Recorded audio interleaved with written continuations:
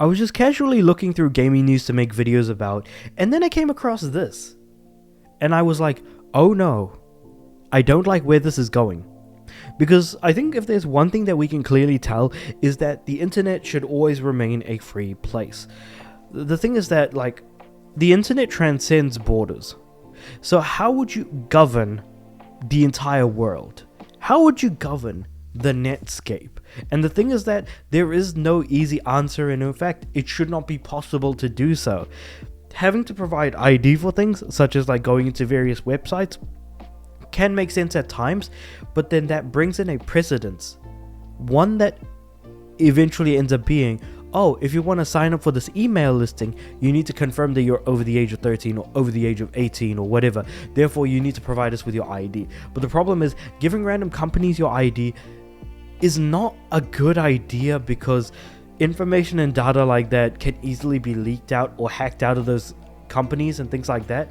So seeing something like a place like Discord doing this is not something that I'm a fan of, because keeping in mind, Discord is full of a lot of minors use Discord, let's put it that way.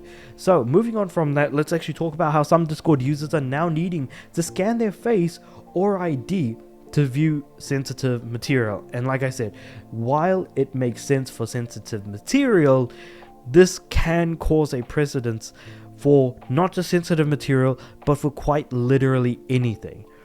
And whether or not that ID is something that needs to be provided from a government agency makes that feel so much worse, because keeping in mind, not all government agencies and not all governments are going to be friendly to their own people. In fact, they might somehow be actively against them.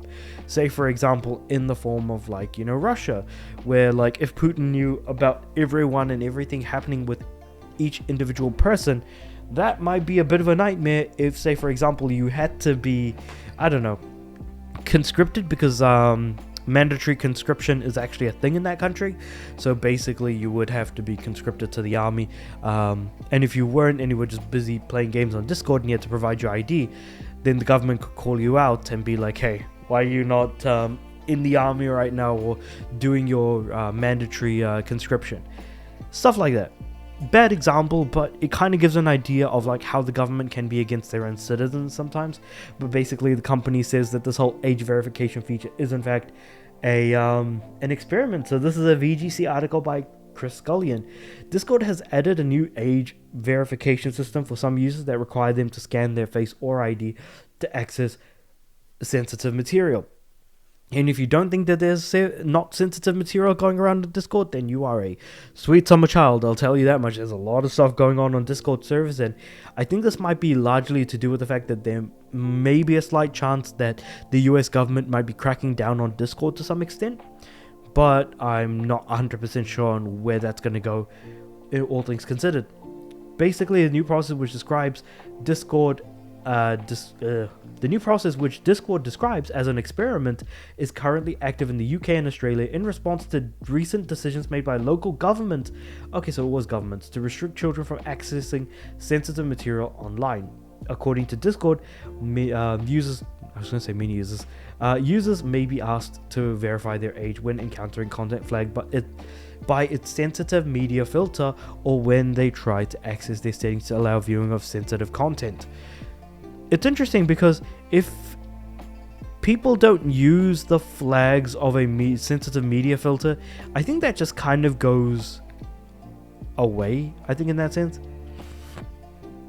But yeah, with all that being said, there's a lot of scams going on Discord, so there's that element to it as well, mind you. So alternatively, they can use their mobile phones to scan a QR code, which takes them to a page where they can take a photo of their ID documents, such as their passport or driver's license, which immediately makes me suspicious of everything, and submit this to Discord. Has Discord actually been open about this? Because if they haven't been, people are going to be very, very suspicious of what the heck is going on here. Users will then receive system messages from Discord informing them about the verification process. Keeping in mind, I nearly got scammed on Discord because someone thought that I was... So basically, not me reading the article right now, but me talking as the person here. Basically, I nearly got scammed on Discord because someone pretended to be someone else from Discord. Thankfully, I managed to catch it all out, But the fact of the matter is that I got real damn close at kind of getting scammed out of my account or stuff like that. So yeah, I don't trust Discord to do this properly, and even if they do it properly, I feel like a lot of people are going to try and scam other people out of their verification of government released documentation and be able to pretend to be other people. Basically, I just don't like the sound of that at all. But moving on from that, followed by a DM from the official Discord account telling them what their verified age group is. Basically, this is the method by which I nearly got scammed, was receiving system messages from Discord and then following a DM which didn't turn out to be with someone actually from Discord. They said they were going to delete my Discord account, and my account was not deleted because I basically played a game with chicken against someone else through DMs basically. Anyway, according to Discord, this automated process typically takes a few minutes. Sure. Yeah, we can talk about all of this, all things considered, but I am just not a fan of like this whole thing, and I think the UK is taking the first steps in the wrong direction. For sensitive material, it makes sense, but the problem is that how long will it be when it's just sensitive material? How long is it going to take before it's more stuff? It's just a strange concern to have, sure, but policing the internet is just not something that should be deemed possible in any way, shape or form. And the fact that Australia's parliament is also doing the same thing as well just really doesn't help matters either. So basically last year Australia's parliament became the first country to pass a law banning social media for children under 16.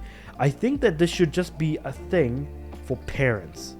I think parents should be the ones to not allow their kids to access social media under the age of like 16 or 17. I think that's basically when I joined Facebook, I want to say. Maybe I was 15 actually. But regardless, I probably spent most of my time playing Farmville anyways.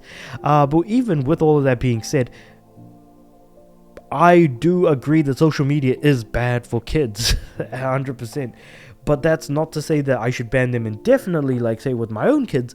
I wouldn't ban them from using social media. Instead, I'd be like, look, you can use social media, but you've got to wait until a certain amount of time to reach a particular age. But by that time, I would have already then taught my kids about the dangers of social media, because I'm sure without a shadow of a doubt, they're going to ask me as they're growing up, oh, what is social media? Or what is this? Or what is that? Because you have your own time as a parent to mold your kids accordingly based on how you want them to behave and to learn from the mistakes that you've probably made growing up, that you wish your parents had taught you in a very particular way, that you can kind of take up that mantle as yourself as a parent. But that's just me.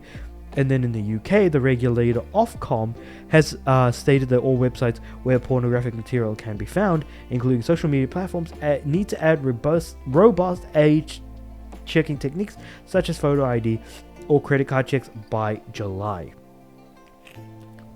So basically it's April, Discord are already on it, and I don't think X is going to be on there anytime soon, or Twitter as I should probably be calling it, because the thing is that it's kind of gone to the dogs at this point and probably not a website worth using. But that's also not to say that Blue Sky is a better place in any way, shape or form. It's just the same place but for the opposite side of the world.